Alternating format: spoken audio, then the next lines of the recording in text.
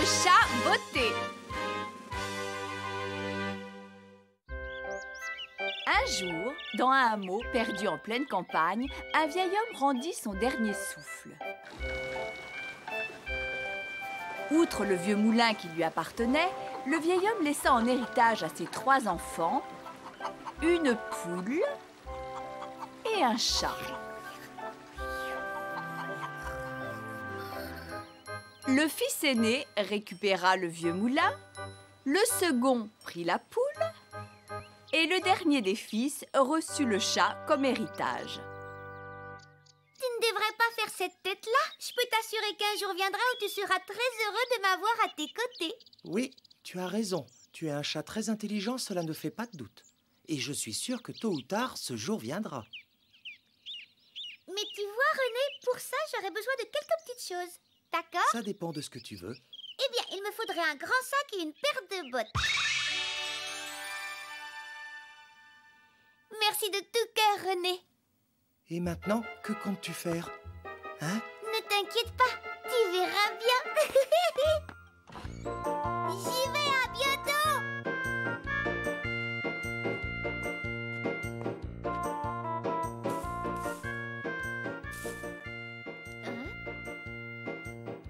Et hop.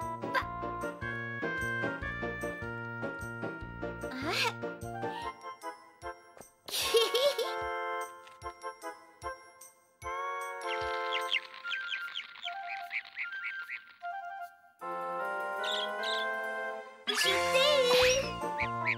Et voilà le travail.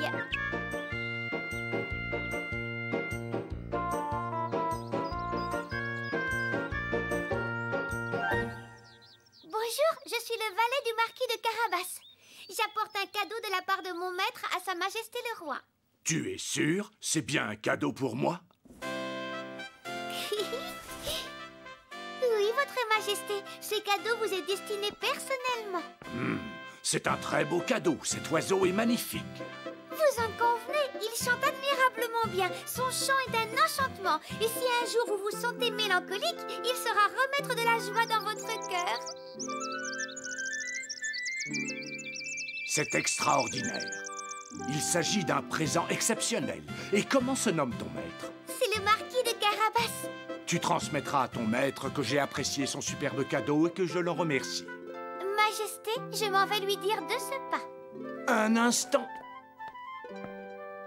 Remets-lui ceci en témoignage de ma gratitude. Merci, Votre Majesté. Permettez maintenant que je prenne congé afin d'informer mon maître de votre bonne grâce.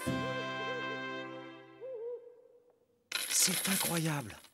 Mais comment as-tu fait pour avoir autant d'argent en aussi peu de temps? Ça, c'est mon secret. Alors maintenant, dis-moi, est-ce que tu regrettes toujours d'avoir hérité de moi? Tu te doutes bien que non. Je me retourne, à bientôt. Et le chat botté, fort de sa réussite, se remit en route, le cœur léger. Voyons si je peux trouver quelque chose d'intéressant dans les environs.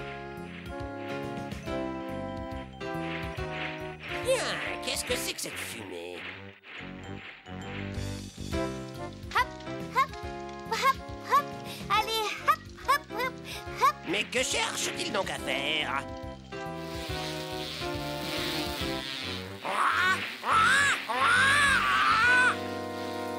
Parfait. À cause de ce satané chat, je me suis fait piquer par des abeilles. C'est un présent pour Sa Majesté de la part du marquis de Carabas. Oh! Voilà. Tenez, Majesté, c'est pour vous. Ce miel m'a l'air d'être tout ce qu'il y a de plus délicieux.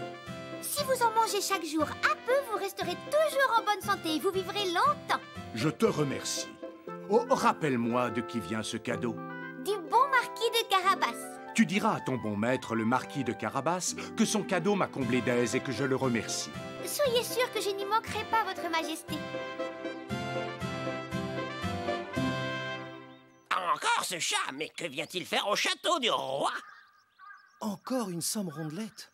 Décidément, je ne regrette pas de t'avoir hérité. Tu es un chat extraordinaire. Disons que je fais ce qu'il faut pour que tu sois content de moi. Et c'est ainsi que chaque jour, le chaboté, redoublant d'imagination et d'inventivité, offrit des cadeaux toujours différents à Sa Majesté le Roi.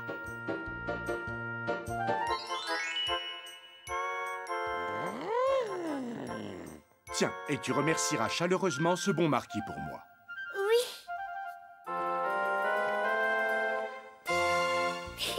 Ça y est, j'ai l'impression que le roi commence enfin à retenir le nom du marquis de Carabas. Qu'est-ce que c'est que ce manège? Il n'arrête pas d'offrir des cadeaux au roi. Ça cache quelque chose. C'est alors qu'un beau jour, le roi et sa fille furent de sortie dans leur somptueux carrosse. Ça alors, mais c'est le roi. Il faut faire vite, allez. Mais enfin, tu pourrais au moins m'expliquer ce qui se passe. Vite, dépêche-toi de te déshabiller. Qu'est-ce qui te prend? Ça ne va pas. Tu vas aller dans l'eau et nager, allez vite. Mais pourquoi donc veux-tu que j'aille nager, là, tout de suite? Écoute, fais ce que je te dis, allez. Elle n'est pas froide. Mais qu'est-ce que j'ai fait pour mériter ça? Rien, ne t'inquiète pas, contente-toi de nager jusqu'à ce que je revienne. Et de préférence, va là où c'est le plus profond, n'oublie pas. Ne t'en va pas comme ça. Je n'ai pas le choix.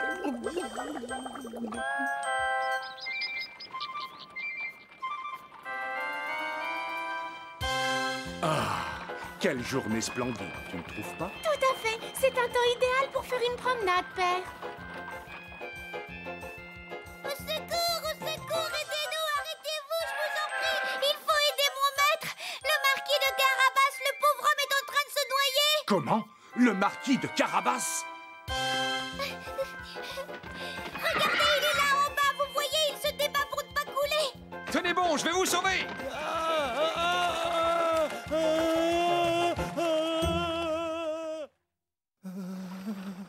Oh, mais enfin, tu ne veux toujours pas m'expliquer ce que tout cela veut dire?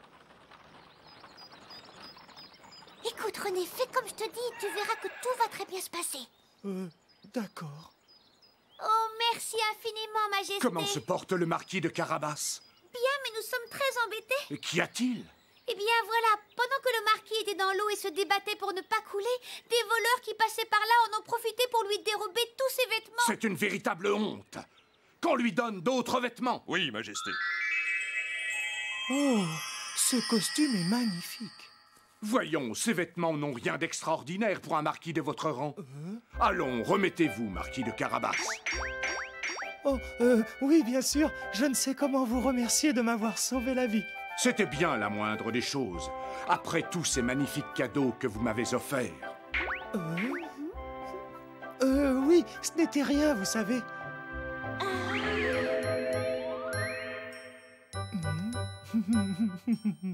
Je vous en prie, mon cher marquis, faites-nous le plaisir de partager avec nous cette promenade. Avec joie, c'est un grand honneur. Bon, maintenant, il faut que je fasse vite.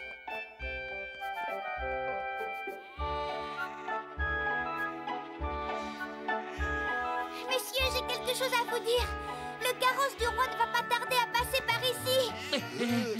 Écoutez-moi, lorsque le roi arrêtera son carrosse et vous demandera à qui appartient ce domaine, vous lui répondrez que ces terres sont la propriété du marquis de Carabas. Vous avez bien compris? Vous aurez droit à une très belle récompense pour ça. Oh oui, entendu. C'est d'accord. Je compte sur vous.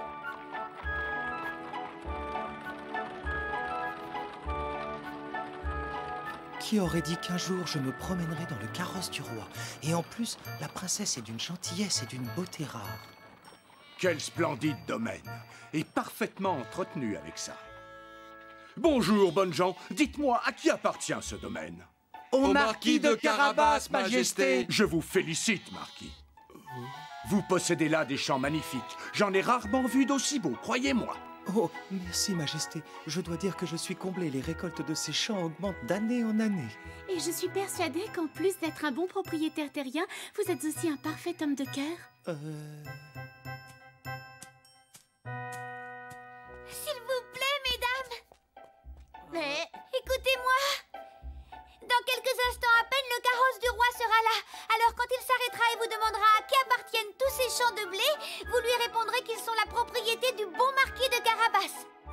Plus tard, vous aurez droit à une très belle récompense. C'est entendu, nous avons bien compris.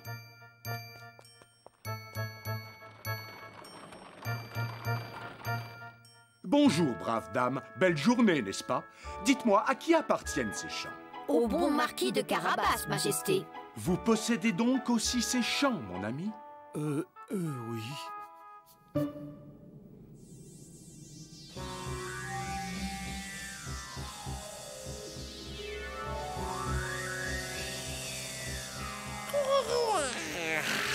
Alors, quoi de neuf dans les parages? Voyons. Encore lui, ce chat me paraît bizarre. Alors, on veut jouer au héros, mon petit gars? Qui es-tu, toi, l'insolent qui ose entrer sans permission dans le château de mon maître? Mais qui est ton maître? Ah, c'est un sorcier exceptionnel qui possède des pouvoirs maléfiques très puissants. Un sorcier? Quel vacarme! On ne peut donc même plus dormir tranquillement!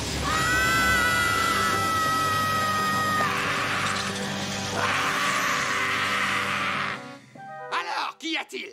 Oh, mais ce n'est qu'un vulgaire matou sans importance! Maître, ne vous laissez pas abuser, je l'ai observé se livrer à un étrange manège. Chaque jour, ce chat se rend au château du roi, il lui offre des cadeaux. Et si vous me le permettez, je trouve cela pour le moins suspect. Est-ce vrai ce qu'il raconte? Je me demande ce qu'il est venu faire. Ici, ça cache quelque chose. C'est vrai. Que viens-tu faire ici? M'offrir un cadeau, mais où est-il? À moins que ce soit toi.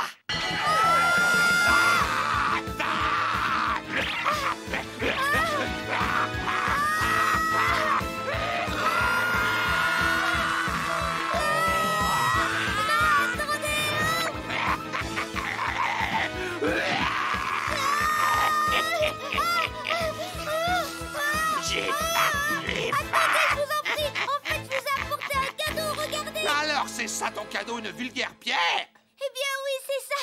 Mais attention, il s'agit d'une pierre magique qui permet de voir jusqu'au bout du monde. Ah oui, laisse-moi regarder. Attendez un instant, je vais vous la donner. Mais avant, j'aimerais que vous me montriez un échantillon de vos immenses pouvoirs. Non, ne vous laissez surtout pas piéger, mon brave maître, il ment. Non, c'est vous plutôt qui m'avez menti, vous n'avez pas de pouvoir. Ah, tu crois ça? Eh bien, regarde. Cette boîte magique permet d'envoyer n'importe qui au fin fond de l'univers. Est-ce que ça te tente?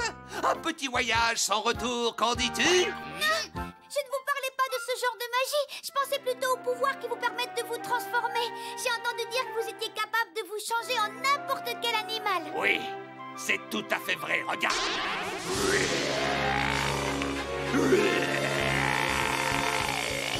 Wow, c'est incroyable ce que vous arrivez à faire, grand sorcier. Alors, tu as vu ça? Bon, maintenant donne-moi la pierre magique. Attendez. Vous pouvez vous transformer en gros animal, mais en petit, je suis sûre que vous n'y arrivez pas. Bien sûr que si. Vous pourriez vraiment vous transformer, par exemple, en souris? Au grand sorcier que je suis, rien n'est impossible. Regarde. Ah, vous n'auriez pas dû! Alors, je parie que tu ne reviendras pas. Vous avez raison, je ne pensais pas que vous étiez aussi peu intelligent. Bah, qu'est-ce que tu fais? Tu veux entrer dans la boîte? Ah non, je ne veux pas, pitié! Grand sorcier, le moment est venu de vous dire au revoir.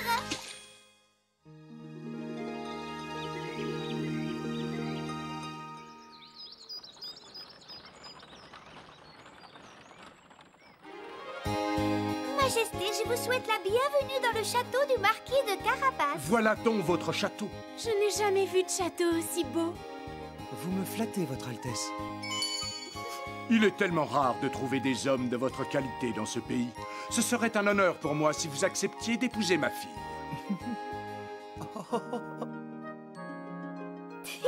Et voilà. C'est ainsi que, grâce à son chat, le jeune René put devenir riche et réussit à épouser la princesse du royaume.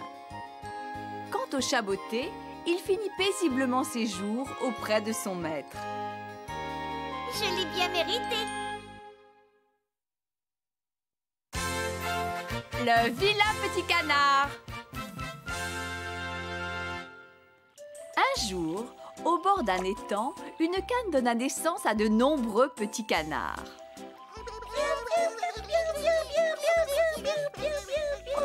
Eh bien, mes petits chéris, vous avez tous l'air d'être en pleine forme. Tiens, comment se fait-il que cet œuf n'est pas encore éclos?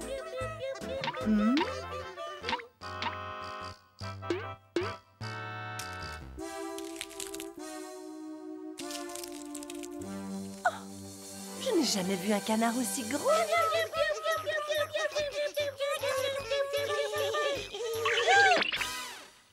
Le dernier petit canard à avoir vu le jour paraissait bien différent de ses frères.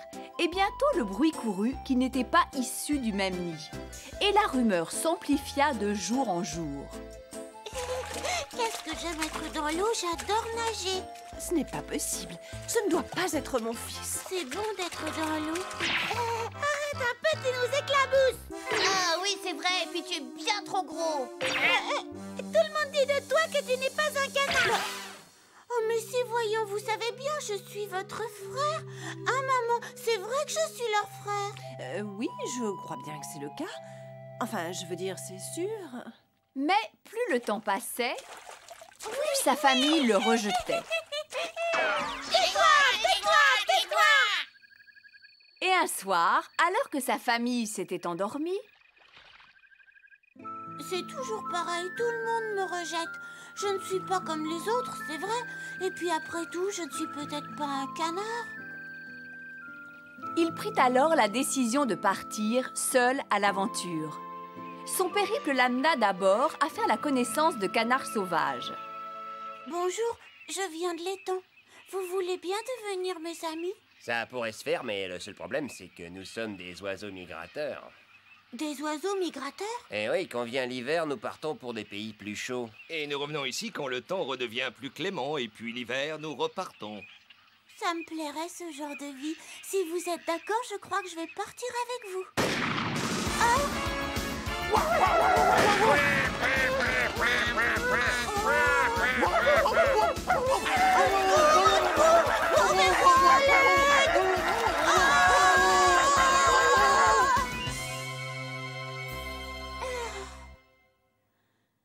Je suis épuisée, je vais peut-être pouvoir me reposer dans cette maison. Eh bien, dis donc, mon petit, tu es un drôle d'oiseau, toi, tu sais. Au début, je croyais que j'étais un canard, mais maintenant, je n'en suis plus très sûre. C'est très facile à savoir. Si tu es réellement un canard, tôt ou tard, tu pondras des œufs. Attendons de voir. Mais comment ça, pondre des œufs? Il n'y a rien d'extraordinaire à cela, mon petit canard. Nous, les poules, nous pondons des œufs chaque jour. Je vous crois. Mais il y a quelque chose que je dois vous dire. Je suis un mâle et je pense que je ne pondrai jamais d'œufs. Quel dommage! Eh bien, dans ce cas, tu pourrais attraper des souris. C'est notre occupation préférée à nous, les chats. Et grand-mère en est ravie, tu peux me croire. Je ne suis pas tout à fait sûre que ça me plaise. Tiens donc, sacrebleu. Si grand-mère apprend que tu ne ponds pas et que tu ne chasses pas, elle va te demander de partir d'ici. Oui.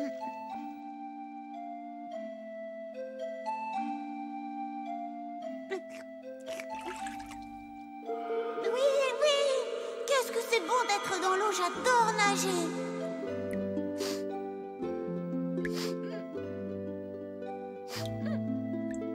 J'ai envie de retourner à mon étang, j'ai trop besoin de nager.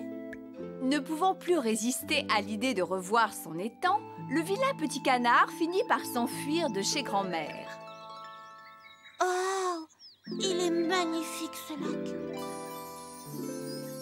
Oh, qui sont ces grands oiseaux blancs si gracieux? Je n'en avais encore jamais vu d'aussi jolis que ceux-là. Qu'est-ce que j'aurais aimé avoir la beauté de ces grands oiseaux blancs.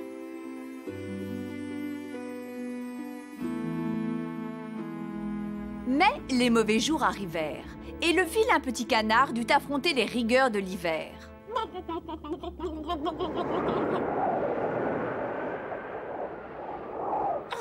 Oh, j'ai froid. J'arrive plus à bouger. Oh,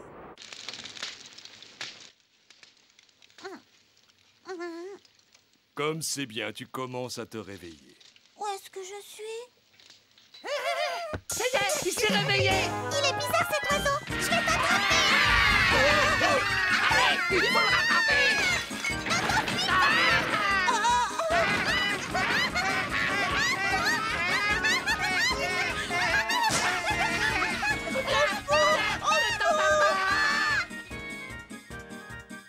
Peu de temps après, le vilain petit canard retrouva enfin son étang. Il s'abrita dans le creux d'un arbre et passa ainsi tout l'hiver.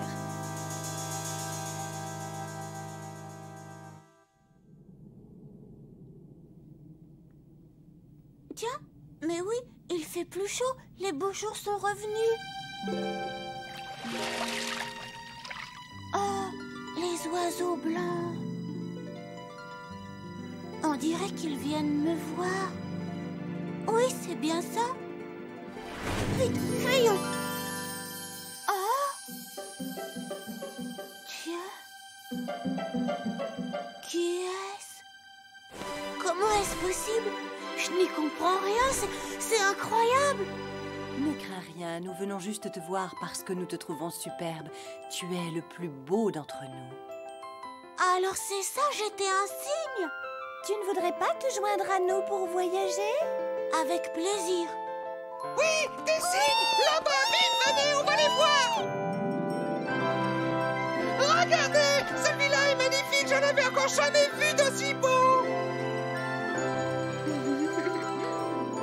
Et c'est ainsi que le vilain petit canard, pardon, je voulais dire le superbe cygne blanc, partit pour de lointaines contrées et vécut heureux.